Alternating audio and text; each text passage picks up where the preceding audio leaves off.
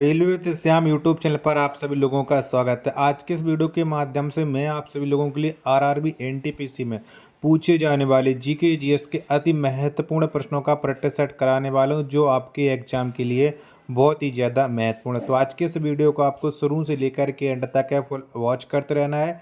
Video पसंद आती है तो प्लीज़ आप लोग वीडियो को लाइक और चैनल को आप लोग सब्सक्राइब है वो जरूर कर लीजिएगा। कमेंट बॉक्स में आपको अपने स्कोर जरूर बताने कि आपने कितने प्रश्न हैं वो सही किए। तो चलेगा, फिर शुरू करते हैं आज का अपना ये जीके जीएस के अति महत्वपूर्ण प्रश्नों का प्रैक्टिस सेट, जो आरआरबी एनटीपीसी भर्ती परीक्षा 2025 के लिए स्पेशल तैयार किया गया। तो पहला प्रश्न आ जाता है कि विशिष्ट जनमत संग्रह कब हुआ था। तो बताओ ये कब हुआ था। पहले प्रश्न का राइट आंसर क्या हो जाएगा। तो ये हुआ था जून 2016 में। कहाँ पर हुआ था कमेंट बॉक्स में बताना है। एक का डी ऑप्शन राइट आंसर हो जाएगा।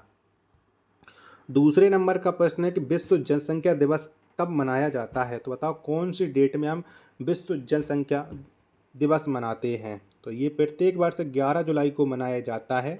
दो का सी ऑप्शन राइट आंसर हो जाएगा। अगला प्रश्न आ जाता है प्रश्न संख्या 3 है कि भारत के किस राज्य में सबसे पुराना और सबसे बड़ा तेल क्षेत्र मौजूद है। तो बताओ कहाँ पर सबसे पुराना और सबसे बड़ा तेल क्षेत्र मौजूद है। प्रश्न संख्या 3 का राइट आंसर आपको देना है। तो ये मौजूद है असम में। 3 का डी ऑप्शन करेक्ट आंसर हो जाएगा। चौथे नंबर का प्रश्न आ जाता है कि भारत की पहली बोलती फिल्म कौन सी है। तो बताओ इनमें से कौन सी है भारत की पहली बोलती फिल्म। तो ये है आलम आरा। कौन सी आलम आरा। 4 का बी ऑप्शन राइट आंसर हो जाएगा। पांचवें नंबर का प्रश्न आ जाता है कि भारतीय संविधान के किस अनुच्छेद में कर्मकारों के लिए निर्वाह मजदूरी का प्रावधान निर्दिष्ट किया गया है। तो बताओ ये कौन से अनुच्छेद में किया गया है कर्मकारों के लिए निर्वाह मजदूरी का प्रावधान। पांचवें प्रश्न का राइट आंसर क्या हो जाएगा। तो इसका वर्णन मिलता है अनुच्छेद 43 में। 5 का बी ऑप्शन राइट आंसर हो जाएगा। नेक्स्ट प्रश्न आ जाता है प्रश्न संख्या 6 कि विश्व की तीसरी सबसे लंबी नदी कौन सी है। तो बताओ इनमें से कौन सी है। तो विश्व की जो तीसरी सबसे लंबी नदी हो जाती है ये यांगतीजी हो जाती है। और कहाँ पर बहती है कमेंट बॉक्स में बताना है। 6 का ए ऑप्शन करेक्ट आंसर हो जाएगा। सातवें नंबर का प्रश्न आ जाता है इंग्लिश चैनल और उत्तरी सागर को जोड़ने वाली प्रमुख जलडमरू मध्य कौन सी है। तो बताओ कौन सा प्रमुख जलडमरू मध्य इंग्लिश चैनल और उत्तरी सागर को जोड़ने वाला। सातवें प्रश्न का राइट आंसर क्या हो जाएगा। तो ये है जो डोवर जल डमरू मध्य। 7 का ए ऑप्शन करेक्ट आंसर हो जाएगा।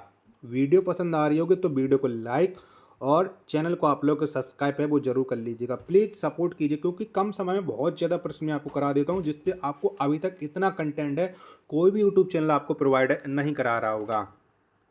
आठवें नंबर का प्रश्न है किस राज्य का प्राचीन नाम कामरूप है। तो बताओ कौन से राज्य का है। तो कामरूप जो प्राचीन नाम हो जाता है वो हो जाता है असम का। 8 का ए ऑप्शन करेक्ट आंसर हो जाएगा।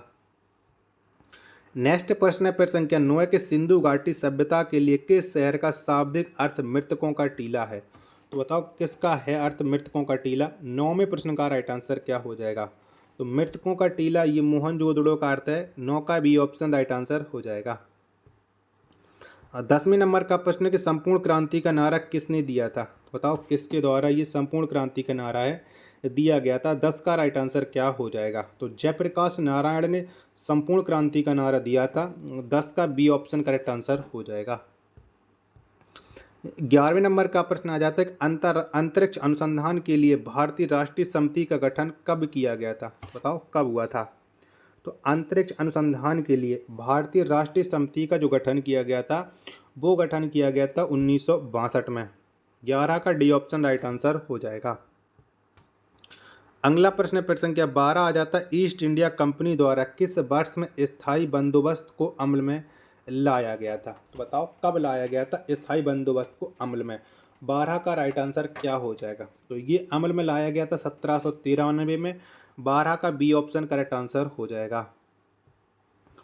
प्रश्न संख्या 13 आ जाता है किस तिथि को विश्व स्वच्छता दिवस मनाया जाता है। तो बताना है कब मनाते हैं विश्व स्वच्छता दिवस। जब तक मैं आपको प्रश्न संख्या 13 के और चारों ऑप्शन दिखा रहा हूँ तब तक आप लोग वीडियो को लाइक करके चैनल को आप लोग जरूर सब्सक्राइब कर लीजिएगा। तो बताओ प्रश्न संख्या 13 का राइट आंसर क्या हो जाएगा। विश्व स्वच्छता दिवस तो ये प्रत्येक वर्ष 5 मई को मनाया जाता है। सी ऑप्शन राइट आंसर हो जाएगा। 14वें नंबर का प्रश्न आ जाता है, अंतरिक्ष अनुप्रयोग केंद्र कहाँ स्थित है? तो बताओ कहाँ पर स्थित है ये अंतरिक्ष अनुप्रयोग केंद्र? तो ये स्थित है अहमदाबाद में। 14 का डी ऑप्शन राइट आंसर हो जाएगा। 15वें नंबर का प्रश्न आ जाता है कि भारत में पहला समाचार पत्र किसने शुरू किया? तो बताओ कौन से व्यक्ति के द्वारा भारत में पहले समाचार पत्र को शुरू किया गया था? तो इसे शुरू किया था जेम्स ए हिक्की ने। 15 का बी ऑप्शन राइट आंसर हो जाएगा। 16वें नंबर का प्रश्न है, पेप्टिक अल्सर किसकी वजह से होता है? तो बताओ किसके वजह से ये पेप्टिक अल्सर हो जाता है? तो ये होता है जीवाणु की वजह से पेप्टिक अल्सर। प्रश्न संख्या 16 का जो राइट आंसर होगा वो हो जाएगा ऑप्शन संख्या सी। चलिएगा अगला प्रश्न आ जाता है प्रश्न संख्या 17 के HTTPS में अक्षर S का क्या अभिप्राय है? तो बताओ क्या अभिप्राय है? तो इसमें जो S का अभिप्राय हो जाता है वो हो जाता है सिक्योर। 17 का राइट आंसर हो जाएगा ऑप्शन संख्या D.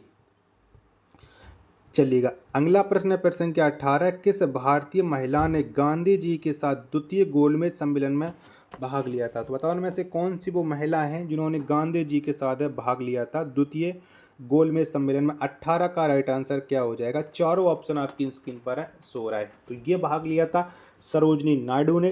D option right answer हो जाएगा। नेक्स्ट प्रश्न है प्रश्न संख्या 19 है कि जब गांधी जी ने दांडी यात्रा का आह्वान किया था उस समय भारत का वायसराय कौन थे? तो बताओ उस समय कौन थे भारत के वायसराय? 19 का राइट आंसर आपको बताना है। तो जब गांधी जी ने दांडी यात्रा का आह्वान किया था उस समय भारत के जो वायसराय थे वो थे लॉर्ड इरविन। 19 का डी ऑप्शन करेक्ट आंसर हो जाएगा।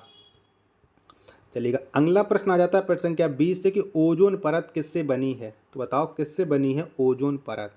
तो जो ओजोन परत है ये ट्राई ऑक्सीजन से बनी हुई है। 20 का ए ऑप्शन करेक्ट आंसर हो जाएगा। चलिएगा नेक्स्ट प्रश्न आ जाता है प्रश्न संख्या 21 है, भारत में स्थित उल्का पिंड द्वारा निर्मित एकमात्र झील का नाम क्या है? तो बताओ कौन सी वो झील है जिसका निर्माण उल्का पिंड से हुआ है? 21 का राइट आंसर क्या हो जाएगा? तो वो एकमात्र झील है लोनार और ये महाराष्ट्र में स्थित है। 21 का ए ऑप्शन करेक्ट आंसर हो जाएगा। चलिएगा अगला प्रश्न है प्रश्न संख्या 22 आ जाता है, संत कबीर का जन्म कहाँ हुआ था? तो बताओ कहाँ पर हुआ था संत कबीर का जन्म? 22 का राइट आंसर आपको बताना है। तो संत कबीर का जो जन्म है वो वाराणसी में हुआ था। 22 का सी ऑप्शन करेक्ट आंसर हो जाएगा। चलिएगा अगला प्रश्न है प्रश्न संख्या 23 है, कौन लोक गायन के पंडवानी शैली से संबंधित है? तो बताओ इनमें से किसका संबंध है पंडवानी शैली से? 23 का राइट आंसर क्या हो जाएगा? तो ये संबंध रखती हैं तीजन बाई। 23 का ए ऑप्शन करेक्ट आंसर हो जाएगा।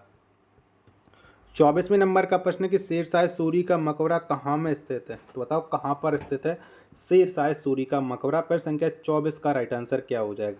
तो इनका मकबरा है सासाराम में शेरशाह सूरी का। 24 का सी ऑप्शन करेक्ट आंसर हो जाएगा। चलिएगा अगला प्रश्न है प्रश्न संख्या 25 से, कालबेलिया लोकगीत और नृत्य का संबंध किस भारतीय राज्य से है? तो बताओ कौन से भारतीय राज्य से है कालबेलिया लोकगीत और नृत्य का संबंध? 25 का राइट आंसर। तो ये संबंध है राजस्थान से। ए ऑप्शन करेक्ट आंसर हो जाएगा। 26वें नंबर का प्रश्न आ जाता है कि विंसन पर्वत किस महाद्वीप में स्थित है? तो बताओ कौन से महाद्वीप में ये विंसन पर्वत स्थित हो जाता है? 26 का राइट आंसर। तो ये अंटार्कटिका में स्थित है विंसन पर्वत। 26 का डी ऑप्शन करेक्ट आंसर हो जाएगा। 27वें नंबर का प्रश्न कि क्षय रोग किसके कारण होता है? तो किसके वजह से क्षय रोग होता है? 27वें प्रश्न का आंसर आपको बताना। जब तक मैं आपको ऑप्शन दिखा रहा हूँ तब तक आप लोग वीडियो को लाइक करके चैनल को आप लोग सब्सक्राइब जरूर कर लीजिएगा। चारों ऑप्शन आपकी स्क्रीन पर शो रहे हैं। तो बताओ क्षय रोग है वो किसके वजह से होता है? तो ये होता है जीवाणु की वजह से।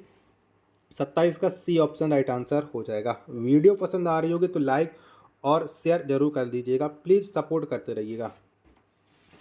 28वें नंबर का प्रश्न है कि अनुच्छेद 370 के मुख्य मसौदाकार कौन थे? तो बताओ कौन थे इसके मुख्य मसौदाकार अनुच्छेद 370 के? तो ये थे N Gopalaswami Ayyangar. C option right answer हो जाएगा। चलिएगा नेक्स्ट प्रश्न हो जाता है प्रश्न संख्या 29 से कि द्वितीय पीढ़ी के कंप्यूटर किस पर आधारित थे? तो बताओ किस पर आधारित थे? तो द्वितीय पीढ़ी के जो कंप्यूटर हैं ये ट्रांजिस्टर पर आधारित थे। 29 का ए ऑप्शन करेक्ट आंसर हो जाएगा। चलिएगा अगला प्रश्न आ जाता है प्रश्न संख्या 30 कि नई दिल्ली स्थित मशहूर स्मारक इंडिया गेट पर अमर जवान ज्योति अखंड रूप से कब से प्रज्वलित है। तो बताओ ये कब से जल रही है अमर जवान ज्योति। प्रश्न संख्या 30 का आंसर आपको देना है। तो ये 1971 से जल रही है। बी ऑप्शन राइट आंसर हो जाएगा। 31वें नंबर का प्रश्न आ जाता है खारे पानी वाली मगरमच्छ कहाँ पाए जाते हैं। तो बताओ कहाँ पर पाए जाते हैं। तो जो खारे पानी वाले जो मगरमच्छ हैं ये पाए जाते हैं अंडमान और निकोबार में। यानी 31वें प्रश्न का डी ऑप्शन राइट आंसर हो जाएगा।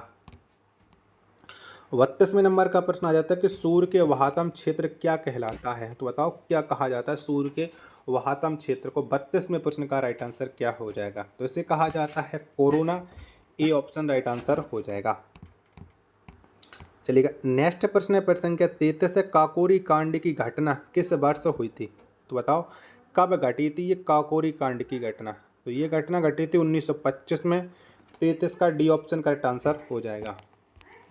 चलिएगा नेक्स्ट प्रश्न है प्रश्न संख्या 34 आ जाता है बांस नृत्य किस राज्य का सांस्कृतिक नृत्य है। तो बताओ ये कहाँ का सांस्कृतिक नृत्य है बांस नृत्य। तो ये हो जाता है मिजोरम का। 34 का बी ऑप्शन राइट आंसर हो जाएगा। चलिएगा नेक्स्ट प्रश्न है प्रश्न संख्या 35 आ जाता है 15 अगस्त 1947 को स्वतंत्रता दिवस समारोह के दौरान महात्मा गांधी कहाँ थे। तो बताओ कहाँ पर थे महात्मा गांधी। 35वें प्रश्न का राइट आंसर क्या हो जाएगा। तो ये उस समय महात्मा गांधी थे कोलकाता में। 35 का डी ऑप्शन का राइट आंसर हो जाएगा। 36वें नंबर का प्रश्न निकट दृष्टि दोष से पीड़ित व्यक्ति के लिए कौन सा लेंस उपयुक्त होगा। तो बताओ निकट दृष्टि दोष के व्यक्ति को कौन सा लेंस का प्रयोग करती है। 36 का राइट आंसर आपको देना है। तो ये करते हैं अवतल लेंस का प्रयोग। 36 का राइट आंसर हो जाएगा ऑप्शन संख्या बी। चलेगा अगला प्रश्न आ जाता है प्रश्न संख्या 37 कि संयुक्त राष्ट्र महासभा ने किस वर्ष सतत विकास लक्ष्यों को परिभाषित किया। तो बताओ कब परिभाषित किया है सतत लक्ष्यों को। 37 का राइट आंसर तो ये किया था 2015 में। 37 का डी ऑप्शन करेक्ट आंसर हो जाएगा।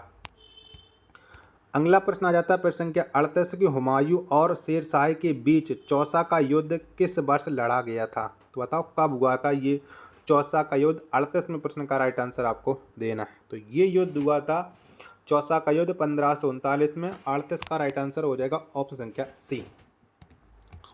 प्रश्न संख्या 39 है कि भारतीय रुपए के प्रतीक चिन्ह का डिजाइन किसके द्वारा तैयार किया गया है। तो बताओ किसने ये डिजाइन तैयार किया भारतीय रुपए के प्रतीक चिन्ह का। 39 का राइट आंसर क्या हो जाएगा। तो ये तैयार किया डी उदय कुमार ने। 37 का सी ऑप्शन करेक्ट आंसर हो जाएगा। आशा करता हूँ कि ये वीडियो आपको जरूर पसंद आई होगी। तो प्लीज़ आप लोग इस वीडियो को लाइक और चैनल को आप लोग सब्सक्राइब करना बिल्कुल ना भूलें। मिलते हैं और नेक्स्ट वीडियो के साथ, तब तक के लिए धन्यवाद।